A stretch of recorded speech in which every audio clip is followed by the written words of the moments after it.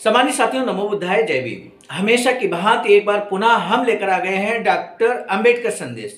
आज के डॉक्टर अंबेडकर संदेश में हम आपको बताने वाले हैं बाबा साहब का ऐसा क्रांतिकारी स्पीच जो बाबा साहब ने 6 जून 1950 को दिया था।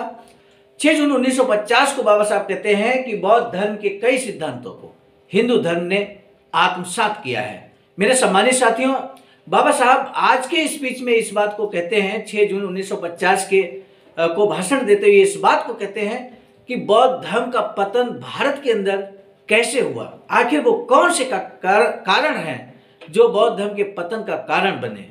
तो आज के डॉक्टर अंबेडकर संदेश में हम आपको बताएंगे बौद्ध धर्म के पतन के कारण क्या है। बाबा साहब का हूबहू स्पीच लेकर हम आप सभी के समक्ष उपस्थित हैं। आज के डॉक्टर अंबेडकर संदेश जो कि आपको आवाज का ऑफिशियल यूट्यूब चैनल के माध्यम से मिल रहा है। मुझे पूरा भरोसा है कि आपने आवाज का ऑफिशियल यूट्यूब चैनल को जरूर सब्सक्राइब कर लिया होगा।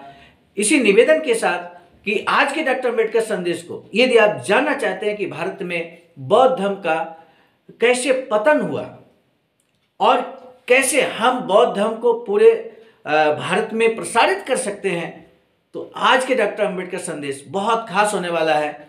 इसी निवेदन के साथ शुरू करते हैं आज का डॉक्टर अंबेडकर संदेश।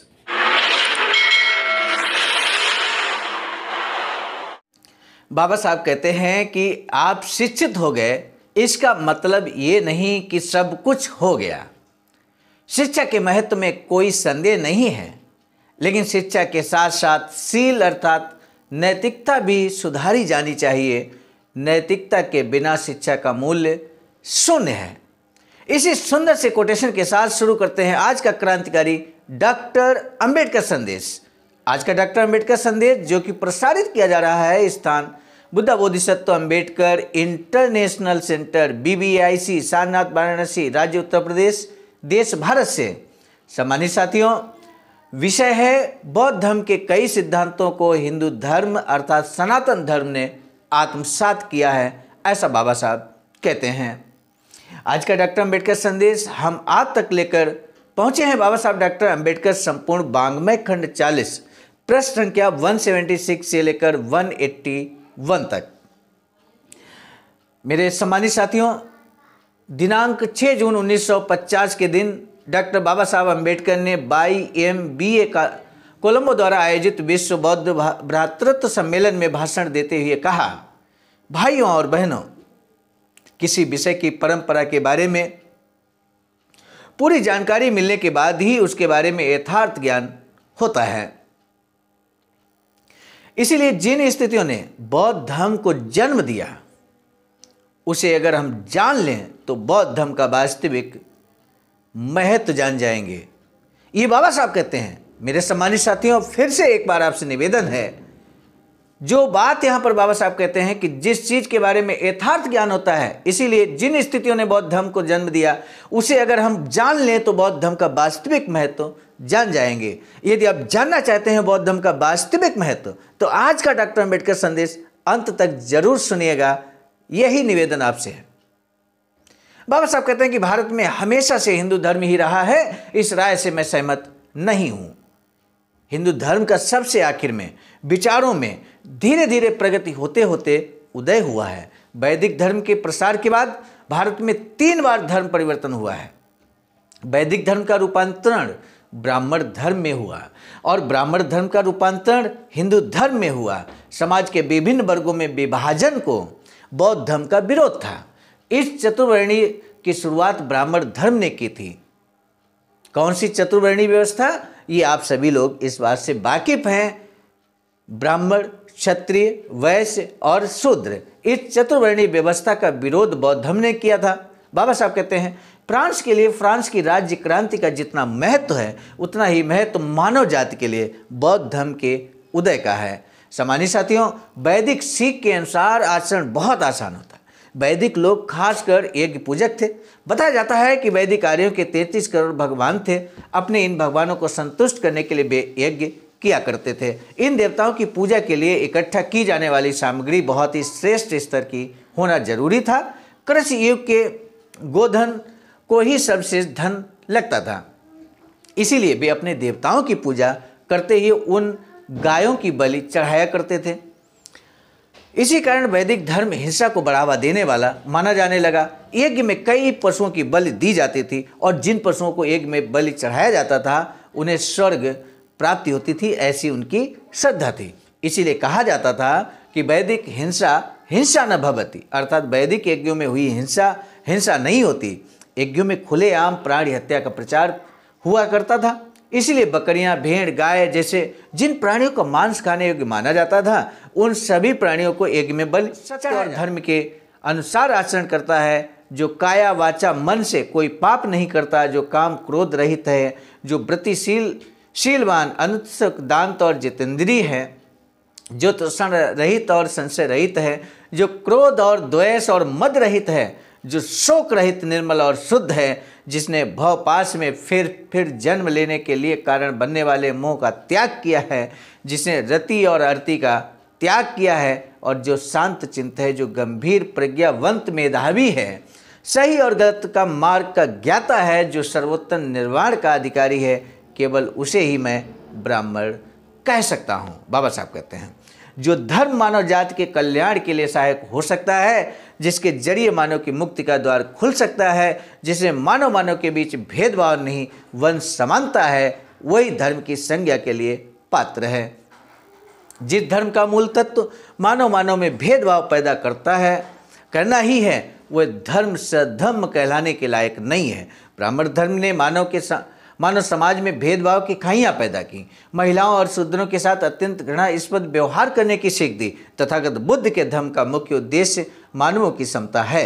अपनी बुद्धि की कसौटी पर कसकर हर बात को स्वीकार करना अथवा उसे अस्वीकृत करने की आज़ादी इस धर्म में हर एक को है। हिंसा को हटाना और अहिंसा को स्वीकार करना ये उसका प्रमुख अंग है। किसी भी प्राणी की देवता के नाम पर हत्या करने या उसे बलि चढ़ाने और फिर निर्लज्जता से उसे स्वर्ग मिलने का प्रतिपादन करने का चलन बौद्ध धर्म में नहीं है। भारत में बौद्ध धर्म का उदय और फ्रांस की राजक्रांति ये दो युगांतकारी घटनाएं हैं, ऐसा मुझे लगता है। बौद्ध धर्म के उदय से पहले किसी शूद्र के राजा बनने की कल्पना भी नहीं की जा सकती थी, लेकिन भारतीय इतिहासविद ये जानते हैं कि बौद्ध धर्म के उदय के बाद शूद्रों को भी सिंहासन पर बैठने का मौका प्राप्त हो रहा है। इससे देश में सामाजिक समता की स्थिति निर्माण हुई। जनतांत्रिक राज्य पद्धति बौद्ध कालीन देन है। तथागत बुद्ध के परिनिर्वाण के बाद ईसा पूर्व 274 तक बौद्ध की स्थिति क्या थी, इसे जानने के पर्याप्त साधन आज उपलब्ध नहीं है। हालांकि सम्राट अशोक के समय बौद्ध का बड़ी तेजी से विकास हुआ। अशोक और चंद्रगुप्त जैसे बलशाली सम्राट बौद्ध काल में ही हुए हैं। उन्होंने ही भारत से बाहर के राज्यों के साथ मैत्रीपूर्ण संबंध स्थापित किए थे। बौद्ध युग में भारत में स्थापत्य कला, चित्रकला, मूर्तिकला आदि कई तरह की कलाओं का विकास हुआ। बौद्ध युग में साहित्य और दर्शन का इतना अधिक विकास हुआ कि कई देशों के छात्र यहाँ के नालंदा तथा तक्ष विश्वविद्यालयों में शिक्षा के लिए आया करते थे। उसे पूर्व कभी भी भारत को इस प्रकार का गौरव प्राप्त नहीं हुआ था। सवाल ये पैदा होता है कि जो धर्म इतना श्रेष्ठ था, जिस धर्म का इतना प्रचार प्रसार हुआ था, वह भारत से लोप कैसे हो गया। अब आया मुख्य प्रश्न। मेरे सम्मानित साथियों, यहाँ तक आपने इस स्पीच को सुना है बाबा साहब का। अब जो बचा हुआ पोर्शन है, क्योंकि महत्वपूर्ण क्वेश्चन अब शुरू होता है, इसलिए अंत तक वीडियो को जरूर देखिएगा। यही निवेदन एक बार पुनः हम आपसे करते हैं। सम्मानित साथियों, बाबा साहब कहते हैं कि इस सवाल के कई जवाब होंगे। मुख्य रूप से सम्राट अशोक को इसके लिए जिम्मेदार मानता हूँ। अशोक जरूरत से अधिक सहनशील थे, इसीलिए मैं उसे दोषी मानता हूँ। सम्राट अशोक ने अपने समय में बौद्ध धर्म के अलावा अन्य कई धर्मों को प्रचार की अनुमति दी जो बौद्ध धर्म के कट्टर दुश्मन थे। इससे बौद्ध धर्म के खिलाफ वाले धर्मों को अपनी शक्ति बढ़ाने का भरपूर मौका मिलता रहा। यही बौद्ध धर्म पर पहला आघात था, ऐसा मुझे लगता है। बौद्ध ग्रंथों से पता चलता है कि तथागत बुद्ध के समय शिष्यों में करीब 60% ब्राह्मण थे। ब्राह्मण लोग तथागत बुद्ध से शास्त्रा करने के लिए आया करते थे। साथ साथ करने में निरुत्तर होकर वे तथागत बुद्ध से प्रभावित होते थे और सहर्ष उनसे बौद्ध धर्म की दीक्षा लेकर बुद्ध के प्रति श्रद्धा से नतमस्तक हो जाते थे। इन समर्थ शिष्यों के कारण तथागत बुद्ध का और उनके धर्म का प्रभाव दिनों दिन बढ़ता जा रहा था। लेकिन बौद्ध धर्म में जाति भेद न होने के कारण अब निम्न जाति के लोग तथागत बुद्ध की शरण में सिद्ध भिक्षु बनने लगे और धनिका और राजाओं द्वारा उनकी पूजा और सम्मान जब होने लगा, तब ब्राह्मणों से ये बात सही नहीं गई और वे बौद्ध धर्म को उखाड़ने के काम में लग गए। भारत में प्राचीन समय से जिस प्रकार ग्राम देवता, प्रदेश देवता, वन देवी, नदी देवी आदि देवी देवता थे और उनकी पूजा हुआ करती थी, उसी प्रकार कुल देवता भी थी। राजा और धनिकों के कुल देवताओं की पूजा बौद्ध ब्राह्मण द्वारा ही हुआ करती थी। इसीलिए राजमहल में कुल देवता की पूजा के लिए जाने वाले ब्राह्मण रानी की मध्यस्थता से राज्य के शासन पर अपना प्रभाव डाला करते थे। इस प्रभाव का उपयोग कर उनकी वर्चस्व में बाधा पहुंचाने वाले बौद्ध धर्म को उखाड़ फेंकने की वे कोशिश किया करते थे। सम्राट अशोक के समय कुल देवता की पूजा की निंदा की गई। सम्राट अशोक कहते हैं कि मैं बौद्ध धर्म के मार्ग का अनुसरण कर रहा हूँ, इसलिए अन्य किसी देवी देवताओं की पूजा करने की मुझे जरूरत नहीं है। और उसने अपने प्रशासनिक अधिकारियों को आदेश देकर कुल देवताओं की मूर्तियां हटवा दी। ये ब्राह्मणों के लिए बहुत बड़ा आघात था उस समय के, क्योंकि उससे उनकी आजीविका और भ्रामक प्रचार पर लगाम कस गई। इसलिए वे इस बात का बदला लेने के लिए सिद्ध हुए। पहले ब्राह्मण पुरोहित मानते थे कि सभी राजा अपने के बाद में नरक में जाते हैं, क्योंकि राज्य चलाते हुए उन्हें कई पाप कृत्य करने पड़ते हैं। इसीलिए मौका पाने के बावजूद राज्य चलाने की जिम्मेदारी ब्राह्मण अपने सिर पर लेने के लिए तैयार नहीं थे। हालांकि राज सिंहासन पर बैठने के लिए वे राजी नहीं होने के बावजूद मंत्री अथवा पुरोहित के तौर पर राजा को सलाह देने का काम किया करते थे। साथ ही वे कानून भी बनाते थे। लेकिन कुल देवता की पूजा बंद होने के कारण जब उनकी बहुत बड़ी हानि हुई, तब राज्य का शासन न चलाने के अपने सिद्धांत का त्याग कर वह राज्य पर और सिंहासन पर कब्जा करने की कोशिश उन्होंने शुरू की। भारतीय साहित्य में इस प्रकार की अनेक घटनाओं के जिक्र हैं। कई बार ऐसा भी देखने में आता है कि जहां अपने बलबूते राज्य करना संभव नहीं था, वहां अपनी तरफ झुकाव रखने वाले क्षत्रियों को साथ लेकर या उन्हें आगे कर, यानी कि उन्हें कठपुतली बनाकर वे शासन चलाया करते थे। इस प्रकार एक बार फिर ब्राह्मणवाद ने जोर पकड़ा और बौद्ध धर्म पर आघात हुआ और भारत से लोप होने के लिए कारण बना। इसके लिए जिम्मेदार दिखाई देती है वेद की बात यह है कि भारतीय इतिहासविदों ने इस ब्राह्मणों के शासन अधिकार की एक बहुत बड़ी घटना, मौर्य साम्राज्य के परिवर्तन होने की घटना को महत्व नहीं दिया। वस्तुतः भारतीय इतिहास की ये सबसे बड़ी घटना है अंतिम मौर्य सम्राट महाराज बृहद्रथ का सेनापति पुष्यमित्र नाम का एक ब्राह्मण था, जो उनका शत्रु बना। उसकी सलाह को मानकर सेनापति संगवंशी पुष्यमित्र ने बृहद्रथ पतंजलि उसके गुरु हत्या की और मौर्य वंश की जगह संग वंश के नाम से ब्राह्मणों का राज चलाया। पतंजलि ने बौद्धों से योग विद्या सीखी थी, लेकिन बाद में वह इस ब्राह्मण राज ने बौद्ध धर्म को अत्यधिक नुकसान पहुंचाया। ब्राह्मण धर्म को स्थापना के लिए किए गए कार्यों में से ये सबसे करुण कृत्य था और भारत से बौद्ध धर्म के नष्ट प्राय होने के लिए कारण बनी ये सबसे बड़ी ऐतिहासिक घटना थी। ये भी माना जाता है कि भारत से बौद्ध धर्म का लोप होने के लिए विदेशी आक्रमण भी कारण बने, लेकिन यूनानी लोगों के आक्रमणों के कारण बौद्ध धर्म को कोई नुकसान नहीं पहुंचा। उल्टे उनके द्वारा बौद्ध धर्म के प्रसार के लिए द्रव्य सहायता किए जाने के सबूत भी मिलते हैं। गुप्त युग में भारत पर हुणों के आक्रमण हुए, लेकिन गुप्त राजाओं से पराजित होने के कारण वे भारत में ही रहे। उनके कारण भी बौद्ध धर्म का कोई नुकसान नहीं हुआ। हालांकि पेशावर के शक राजा कनिष्क ने बौद्ध धर्म की दीक्षा ली थी। उसने तक्षशिला में विशाल बौद्ध विश्वविद्यालय खोला था और बौद्धों की चौथी धर्म संगति यानी धर्म सभा बुलाई थी। इसी धर्म संगति में महायान मार्ग का उदय हुआ और बौद्ध साहित्य संशोधित रूप में संस्कृत भाषा में लिखा जाने लगा। विदेशी आक्रमणकारियों में से मुसलमानों के द्वारा बौद्ध धर्म का बेहद नुकसान हुआ। मुसलमान प्रतिमा और मूर्तियों के विरोधी थे। उन्होंने बौद्ध मूर्तियों को तहस नहस किया और भिक्षुओं को मार डाला। नालंदा के विशाल विश्वविद्यालय को सैनिक किला समझकर उस पर हमला किया और चीवरधारी भिक्षुओं को सैनिक मानकर उनका संहार किया। जो भिक्ष उस भीषण रक्तपात से बचे वे नेपाल, तिब्बत, चीन आदि देशों में भाग गए। नालंदा के विशाल ग्रंथालय में ताड़पत्र और भोजपत्रों पर लिखे 2 लाख ग्रंथ थे। सम्मानित साथियों, 2 लाख ग्रंथ, समझिए बात को, हजारों वर्षों का ज्ञान उसमें सम्मिलित था।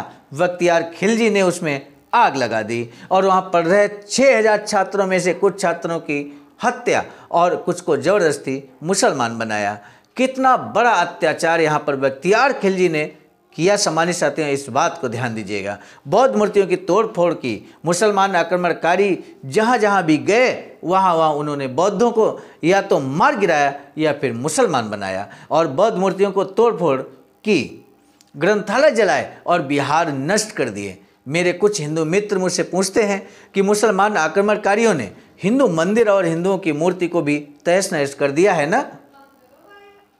बाबा साहब कहते हैं कि इस पर मेरा जवाब यह है कि उन्होंने बौद्ध धर्म का जितना नुकसान किया उतना हिंदू धर्म का नहीं किया। इसका कारण भी बाबा साहब बताते हैं। इसकी वजह यह है कि लगभग सभी ब्राह्मण गृहस्थ थे और वे अपने परिवार के साथ अपने ही घरों में रहते थे, इसलिए उनकी अलग पहचान नहीं थी। परंतु बौद्ध भिक्षु मात्र परिवार से अलग चीवरधारी थे, बिहारों में रहते थे, उन्हें पहचानना आसान था।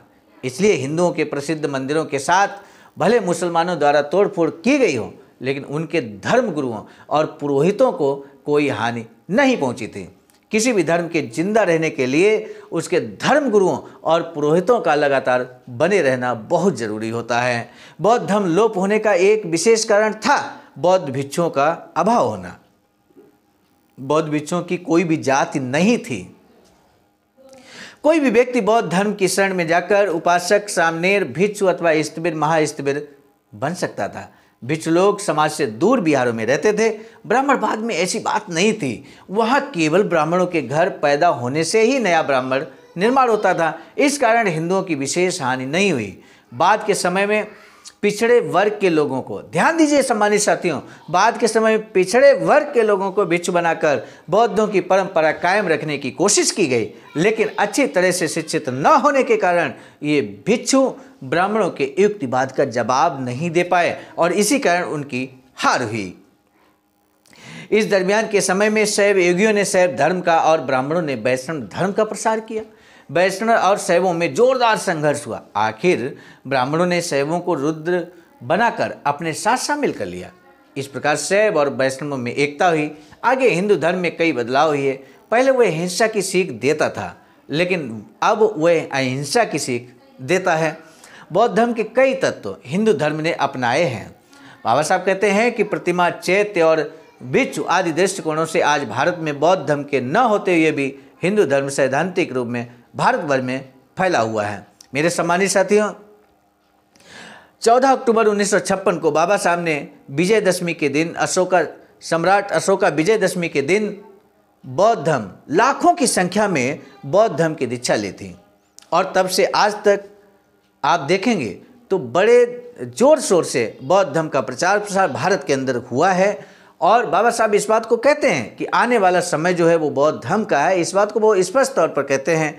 तो ऐसे में जो बाबा साहब ने प्रयास किया, जो बाबा साहब ने बौद्ध धर्म की दीक्षा ली, उससे निश्चित रूप से आने वाला समय बौद्ध धर्म के लिए बहुत गौरवशाली होने वाला है भारत के अंदर, ऐसा बाबा साहब यहाँ पर स्पष्ट तौर पर कहते हैं। तो आज का डॉक्टर अम्बेडकर संदेश में आपने देखा कि किस तरह से भारत में बौद्ध धर्म का पतन हुआ। आखिर वो कौन से कारण थे जिस वजह से बौद्ध धर्म पतन का कारण बना। मेरे सम्मानित साथियों, आज का डॉक्टर अम्बेडकर संदेश सुनने के बाद कोई भी कन्फ्यूजन मुझे लगता है बौद्ध धर्म के पतन के कारण से संबंधित नहीं रही होगी। और इसलिए आज का क्रांतिकारी स्पीच बाबा साहब का जन जन तक पहुंचना चाहिए, क्योंकि जब लोगों तक पहुंचेगा, लोगों का कन्फ्यूजन, समाज का कन्फ्यूजन पूरी तरह से मिट जाएगा। क्या हम इतना भी नहीं कर सकते? क्या हम घर बैठे इस वीडियो को शेयर भी नहीं कर सकते? और यदि ऐसा नहीं कर सकते तो आप ही बताइए कि समाज में जन जागरण कैसे होगा? आखिर कैसे हमारा समाज जागृत होगा? तो मेरे सम्मानित साथियों, अपने हिस्से की लड़ाई, अपने हिस्से का दायित्व, अपने हिस्से का कर्तव्य हमें स्वयं ही निर्वहन करना होगा। इसी निवेदन के साथ हम आपको बता दें, बाबा साहब की एक अधूरी इच्छा थी वैचारिकी सेंटर बनाने की, जो 14,000 स्क्वायर फीट ज़मीन की खरीदारी हो चुकी है सारनाथ वाराणसी में, जो कि उत्तर प्रदेश में है। और SBI अकाउंट IFSC कोड यहाँ पर आप सामने देख सकते हैं दिया गया। इस पर आप धन दान करके वैचारिकी सेंटर में बाबा साहब के अधूरे मिशन में आप अपना योगदान कर सकते हैं। महत्वपूर्ण सभाओं में, राष्ट्रीय सभाओं में, प्रांतीय सभाओं में आपको जोरदार सम्मान आपका जरूर किया जाएगा। साथ ही साथ आपका नाम वैचारिकी सेंटर में लगने वाले शिलालेख में जरूर अंकित किया जाएगा। सम्मानित साथियों, आज का डॉक्टर अम्बेडकर संदेश कैसा लगा कमेंट बॉक्स में जाकर जरूर बताइएगा, और साथ ही साथ कमेंट बॉक्स में नमो बुद्धाय जय भीम जरूर लिखिएगा। इस निवेदन के साथ हम आपको बता दें, आज का डॉक्टर अम्बेडकर संदेश हम आप तक लेकर आए थे प्रेरणा स्रोत मिशन नायक बुद्ध मित्र मुसाफिर सर, जो कि राष्ट्रीय महासचिव हैं आवाज का नई दिल्ली के। साथ ही साथ हम आपको बता दें, ये रिटन मैसेज डिजिटल फॉर्म में उपलब्ध कराने वाले संकलनकर्ता परम आदरणीय विजय कुमार बौद्ध जी, प्रांतीय कोषाध्यक्ष आवाज का बिहार, और प्रस्तुतकर्ता के रूप में मैं स्वयं सर्वजित आर्य, राष्ट्रीय कोषाध्यक्ष आवाज का नई दिल्ली। अब आज का डॉक्टर अम्बेडकर संदेश, महत्वपूर्ण संदेश यहीं पर समाप्त करने का, यहीं पर रोकने का इजाज़त दीजिए। नए डॉक्टर अम्बेडकर संदेश के साथ, बाबा साहब के नए क्रांतिकारी भाषण के साथ पुनः मिलेंगे। तब तक के लिए सादर नमो बुद्धाय, जय भीम।